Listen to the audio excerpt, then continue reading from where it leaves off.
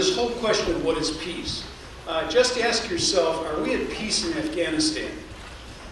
There's a place to talk about what is peace. I mean, we stopped fighting there. You haven't heard anything about Afghanistan for weeks because the issue moved from Afghanistan, boom, over to Saddam Hussein. And you might ask yourself, how did that happen? Well, it's because for 15 years, people have wanted to change what was going on in Iraq. And this was the moment they had, and they went for it. They used the momentum of the Afghanistan events related to 9/11, and weapons of mass destruction are not really the issue, in my view. And it's not bringing democracy to the Middle East, or is it Saddam Hussein or Osama bin Laden or Al-Qaeda? The issue is our addiction to oil. After the fall of the Berlin Wall in 1989, I had just gotten to Congress then. And prior to that, for the last 40 years, every decision was, if we do this, what will the Soviets do? Or if the Soviets do that, what will we do? Everything was in that kind of a dichotomous decision making. After the Berlin Wall fell, the question was, what do we do now? We're the most powerful country in the world. What's our reason for existence? How are we going to interact in the world? And during the 90s, from 89 on through the first part of this century, we were basically about making money. And it was all about how do we make more money and how do we make our economy run and fly. And we never came to recognize that we were part of the world. Now, the theory under the new Bush doctrine is that we are the United States and we will tell the world how it's going to be. And then there'll be peace. Nobody would dare rise up against us. Now, I don't know if they have never read history, or if they have read about the Persians, or the Romans, or the Greeks, or the Egyptians, or the Ottomans, or the British, or the French. Go right down the list. There have been a lot of people who've talked like that. And ultimately, they wind up falling apart. And when the United States gets in the position of saying, there's one set of rules for us, and the rest of you have another set of rules, you got a real interesting kind of situation going on. Because the minute I take the position that I can do whatever I want, but you can't, some of you are going to sit there and say, oh yeah, we'll see. Now, let me give you just one example of why I say that. Because what is going on is being sold to you as something that's going to make you safer. If we take out Saddam Hussein, we will stabilize the Middle East and everything will be just nice and peaceful, right? I mean, of course, we do have Afghanistan over here bouncing around a little bit. But otherwise, things are going to be very stable. When we decided in 1991 that we wanted to go into to Iraq and take the Iraqis out of Kuwait, there was we went to the Security Council with a resolution, just as we did very recently here. And the members on the Security Council are 5 permanent members and then 10 rotating members who rotate in from various parts of the world to represent various sections of the universe. And we went to that table wanting to go into Iraq, and we wanted the Security Council to go with us. So some people wanted to go because they thought it was a good idea, throw out the Iraqis. Then there were some people who sort of hung back and said, well, what's in it for us? And so we said, well, here's some cheap Saudi oil. We gave Saudi oil to a lot of people, some of the little countries that were on the Security Council. And there was one country that said, no, we're not going for this. Yemen. Now, it's the poorest country in the Arab world. Little tiny country. And they said, no, we're not going for this. You shouldn't be invading here, Kuwait. And the United States said to Yemen, look, you resist us, and we'll make it the most painful no you've ever cast in the United Nations. Well, the Yemenis said no. And the next day, what we did was we reached in and took an $80 million aid package out. We took every cent of U.S. aid to Yemen out. Well, no, we showed those Yemenis, right? And we showed the whole world what we're like. When you don't do what we say, we will punish you. Well, the question then comes, what do the Yemenis do? Now, how many of you remember a ship called the Ross? I got the right name? The ship that went into Yemen was against the dock, and a little boat came up and blew the side out of it, right? The coal, excuse me, yeah, the coal. Huh, isn't that interesting? There's a little country that we could step on, right? But then we come here and boom. And are we safer? Can we go into Aden anymore? The idea that we will now tell the world what's going to happen and then we'll all be safe is simply not true.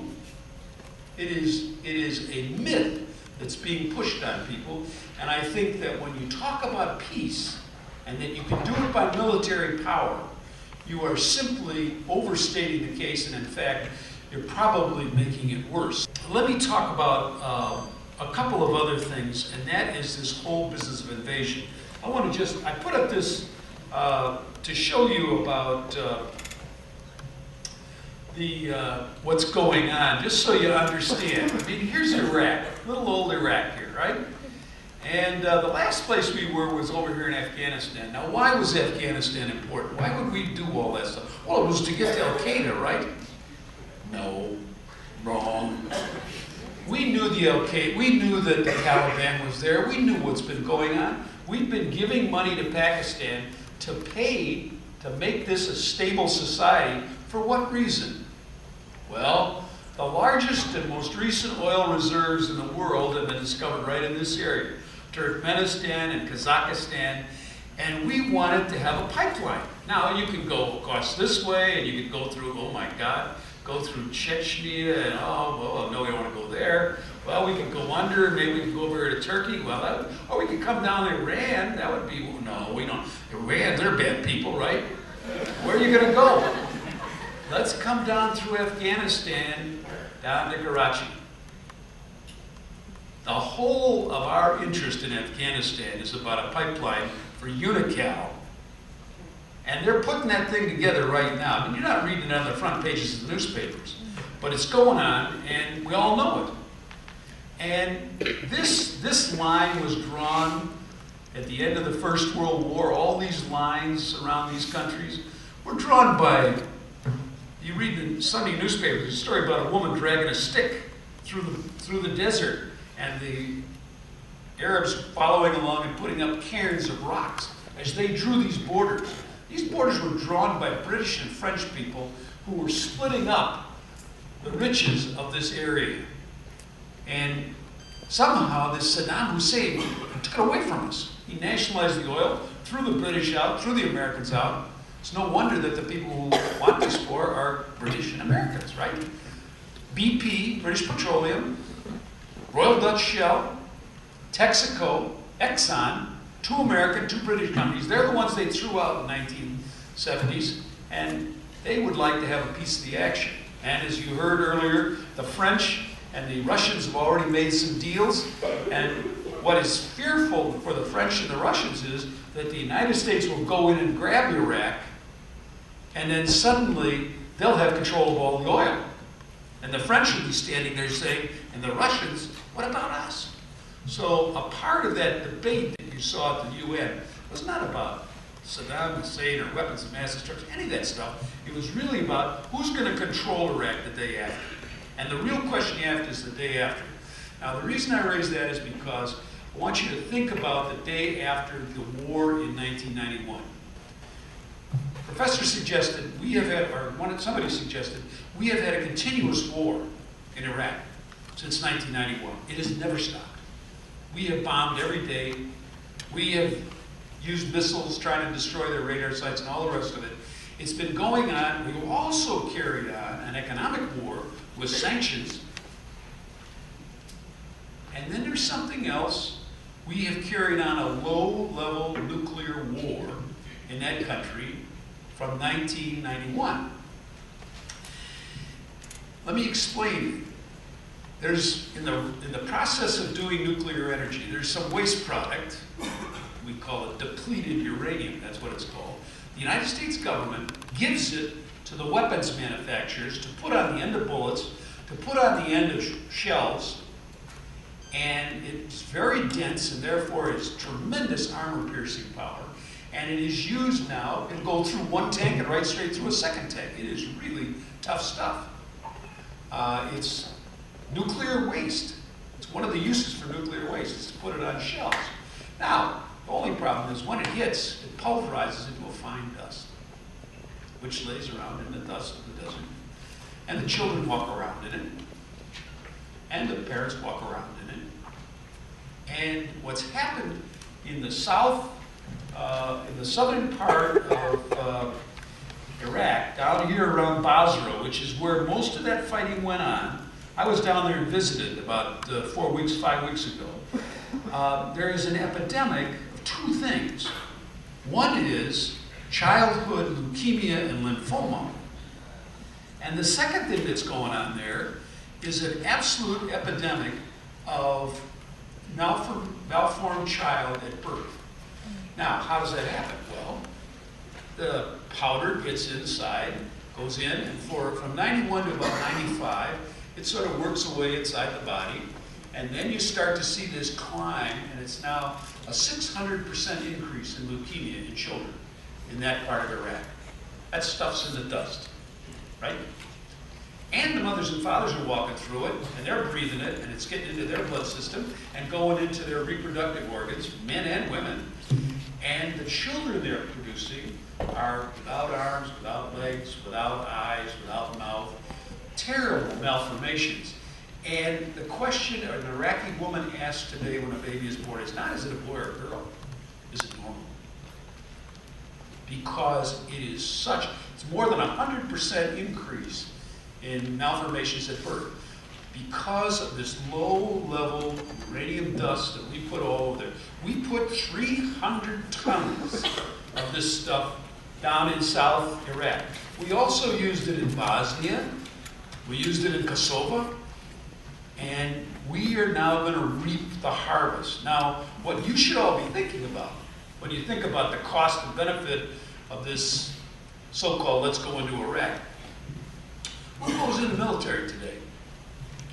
Well, we, in 1975, got rid of the draft. And I understand you're going to have a seminar on the draft here in a couple of days.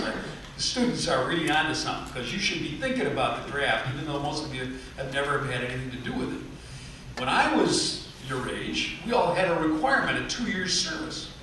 And you went into the military, and that had a big part in what went on in the Vietnam War. Now, we don't have the draft, we have a volunteer army. Everybody volunteers.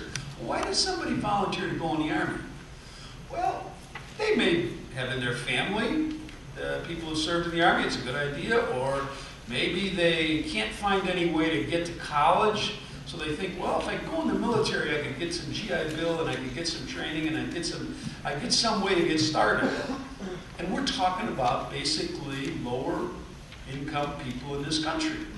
Who are those lower income people in this country? Well, you know, it's poor whites and people of color. The population today in this country is 20% people of color. But the military that will be on the ground there are 50% people of color, brown and black, just like they were in Vietnam. So what we're planning, what the people in the White House are planning today, is to take those troops, put them on the ground, and walk them through that stuff that we know has created problems for Iraqis, both children and mothers and fathers. That's what our government is contemplating, and as far as I'm concerned, that's one of the costs. Never mind that it's going to cost $200 billion over the next 10 years, as was suggested. This is not an overnight event. We're going into a country and we're saying we're going to make it into a democracy. Boy, these people are really going to be lucky. I met a woman down in Basra who said to me, a nurse, she said, you know, if you had gone in and taken out Saddam Hussein in 1991, we wouldn't have been so upset.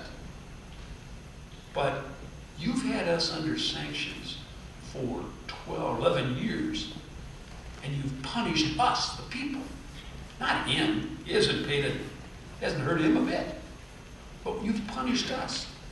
The business about the 5,000 kids who died a year, it's a very simple thing we've done in that we have cut off their economy to the point where they have no way to buy things, so they are totally reliant on Saddam Hussein for their food. They get a monthly ration. Every single Iraqi gets a monthly ration that equivalent to 2,500 calories per day, and they are living on that. No fresh meat, no fresh vegetables. It's all things that are dry, like cooking oil and rice and wheat and those sorts of things.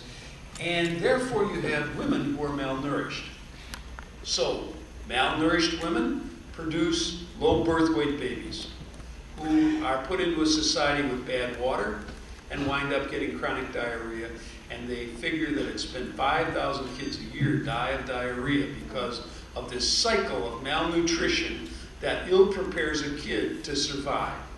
That's 500,000, 5,000 a month. That's 500,000 kids who died unnecessarily in Iraq because of sanctions. So that was sanctions. Then you've got depleted uranium. And we thought the Defense Intelligence Agency put out a report in 1992 that said within 6 months of sanctions, Saddam will come down because we're going to crush their economy. Well, we did. We've crushed their economy. I carry this in my wallet. It's a 250 dinar note. That's the money of Iraq. It used to be, this bill was worth $875. It's worth 11 cents today. You talk about a country where we crushed the economy. We did it. We squeezed them with the sanctions so tightly that we have absolutely destroyed the middle class. Nobody has any money left except a very thin crust across the top. Now we're saying, oh, well, we'll gather up all the Iraqis in this country who've been living in the United States, and we'll put them together, we'll send them over there, and they'll be a government. Can you imagine what the ordinary person in Iraq would say if we picked somebody, as we always do. We picked Karzai in Afghanistan. We said, this is going to be your new president. We picked somebody from the United States to go over there and be the president of Iraq. And people are going to say, where were you for the last 12 years? Living on Long Island, or living in Seattle, or living in Houston, or someplace. And now you're going to come and run this country? You didn't pay any price. Why should we make you the president of this place? And that's what we're saying. We're gonna create a democracy. We're gonna say, poof, democracy.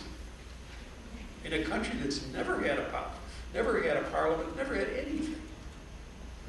So going into this war, when you start to consider all those things, you have to say to yourself, wouldn't diplomacy be better? Isn't there some way we can do this by some other means than by military force? And that's really what's at issue.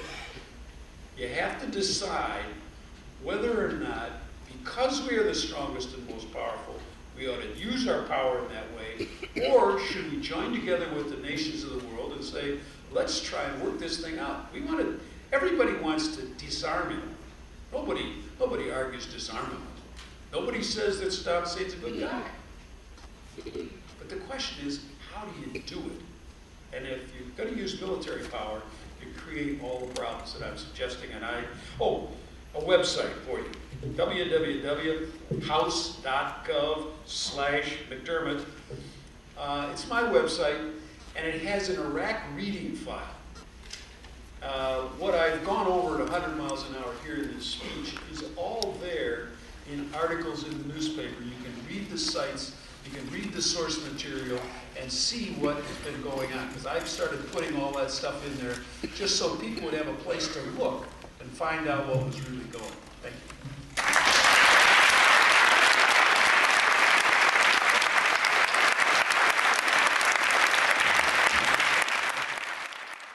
Let me start with the no-fly zone business. We set up the no-fly zone, not the United Nations. The United Nations didn't say there will be a no-fly zone. The United States, France, and Britain set them up. So from the get-go, they've been quasi-legal in an international sense. It'd be like us going up and saying, we're going to have a no-fly zone over British Columbia, and no Canadian planes can fly in British Columbia. If we did that, you'd say, my God, what are we doing? Well, that's what we did in the North and the South, ostensibly to protect various parts of the population. The Kurds in the North and the Shia, who make up 60% of the people in Iraq, are in those areas. But while we're doing it, we always, if we see anything that looks like a target, we shoot it. We bomb radar sites, we bomb all kinds of sites, and funny thing, the Iraqis think that that's not right. They think they should fight back. They shoot at us. Well, we defined it all as defensive, but in fact, it really is it's part of the low-level war that's been going on there from the very outset. There's nothing new that's going on recently. It's been going on for 10 years. Now, the other question was raised, why is Saddam singled out? What was pointed out earlier to you is this guy was a great ally of ours. I mean, we were so happy when he took on the Iranians, because the Iranians embarrassed us in Tehran. And so when he said, I want to go over there and give them a bad time, we said, right on, go ahead, buddy, get them. And we'll give you some arms, and we'll do whatever you need. We were up and the gas he used came from stuff that we gave him. We knew what was going on. And now we act so self-righteous, like, oh my God, can you believe what he did? But in fact, we were aware at the time. So it only makes sense to me in terms of those people, as I said earlier, who have wanted to do this for more than 15 years. There's been a group of people who've wanted to rewrite that geography in the Middle East for a very long time, but they were waiting for the opportunity. And 9/11 gave them the opportunity. It made the American people, made all of you afraid, so now they can play with your fear. They can make you, I'll make you safe if you just let me do what I want. I'm President of the United States, so you just let me do it, and I'll take care of it for you. As long as you believe that, you'll do anything. You'll let Bush do anything. And that's where this country is right now, is trying to figure out, is this really going to make us safer? And, you know, every Friday when you hear, oh, gee, this is going to be a code orange weekend, they're going to bomb all the bridges on the West Coast, what does that do? That just stirs up the anxiety in people all the time. You can never get away from it. You can see how what's good for the goose is good for the gander. And what is not being admitted by our government at this point is that that's true. They somehow believe there's one set of rules for the United States and another set for all the rest of you. And that's something that will not work internationally beyond, unless we're willing to have war or use our military everywhere that anybody steps out of line. And that could be a pretty amazing, if you look at that map that I had up there, who's next on the list? Well, the President already said his State of the Union last year, Iraq, Iran, and North Korea, right? That's the axis of evil. We got to get those three. Well, now we got Iraq, so let's go to Iran. That'll be next. And then, you know, the Saudis really, I mean, all the terrorists came from Saudi Arabia. I don't know. Why would they be next? Right? And you can see where this leads. I mean, where do we get our oil from today? We get it from Venezuela, Angola, Nigeria, and the Middle East. Well, I mean, there's problems in Nigeria. You just saw that in the U.S. world problem, right? I mean, it's got Muslim and people fighting over there. I mean, we should go stabilize Nigeria because they got a good lot of oil there. And Venezuela, they got that guy down there, Chavez, who's acting kind of like he's running the country himself without paying attention to us. Maybe we should go down and settle Venezuela down. I mean, the implications of doing this in Iraq are not simply just Iraq. They are really internationally. You have to think to yourself, I think somebody said, think 1,000 years. Where are we going to be in 20 or 40 or 50 or 100 years? When you're my age and running this country, you are going to be dealing with the aftermath of what happens in this particular event.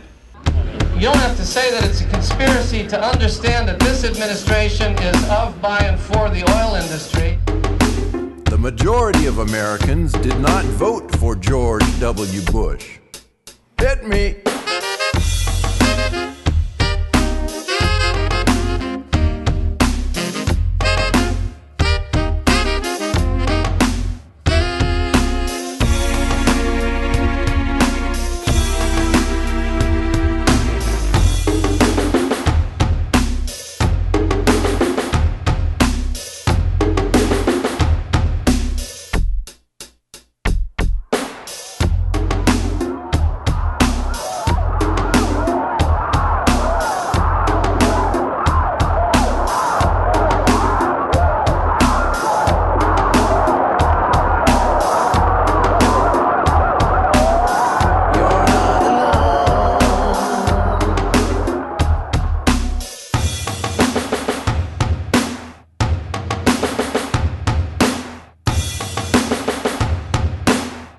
It's important that we recognize that, in fact, the majority of Americans align with values of equity, economic justice, a healthy environment, peace, and a world that works for all.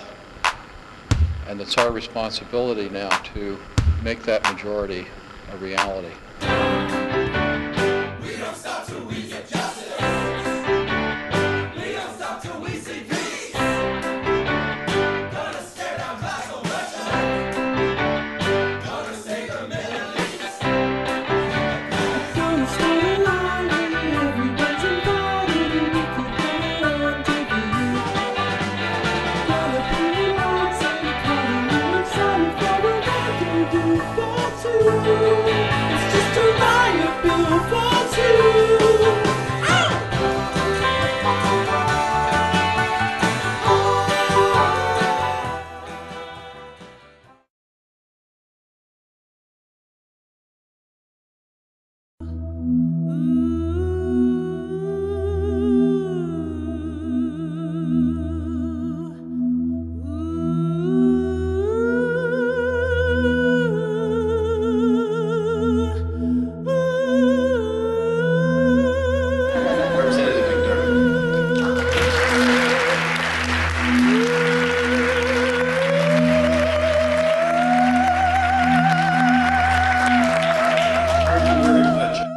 This whole question of what is peace, just ask yourself, are we at peace in Afghanistan?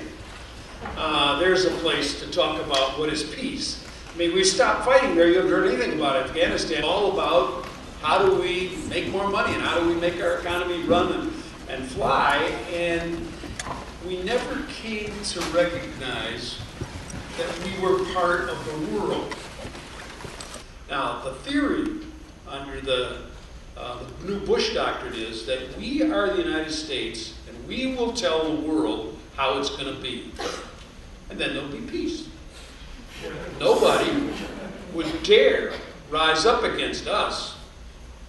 Now, I don't know if they have never read history, or if they have read about the Persians, or the Romans, or the Greeks, or the Egyptians, or the Ottomans, or the British, or the French. Go right for weeks, because the issue moved from Afghanistan, boom, over to Saddam Hussein.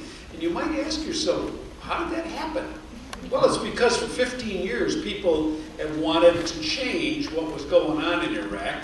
And this was the moment they had, and they went for it. They used the momentum of the Afghanistan events related to 9/11, and weapons of mass destruction are not really the issue, in my view. And it's not bringing democracy to the Middle East, or is it Saddam Hussein or Osama bin Laden or Al-Qaeda? The issue is our addiction to oil. After the fall of the, down the list, there have been a lot of people who have talked like that. And ultimately, they wind up falling apart. And when the United States gets in the position of saying, there's one set of rules for us, and the rest of you have another set of rules, you got a real interesting kind of situation going on. Because the minute I take the position that I can do whatever I want, but you can't, some of you are going to sit there and say, oh yeah, we'll see. Now, let me give you just one example of why I say that. Because what is going on is being sold to you as something that's the Berlin Wall in 1989. I had just gotten to the Congress then. And prior to that, for the last 40 years, every decision was, if we do this, what will the Soviets do? Or if the Soviets do that, what will we do? Everything was in that kind of a dichotomous decision making. After the Berlin Wall fell, the question was, what do we do now? We're the most powerful country in the world. What's our reason for existence? How are we going to interact in the world? And during the 90s, from 89 on through the first part of this century, we were basically about making money. And was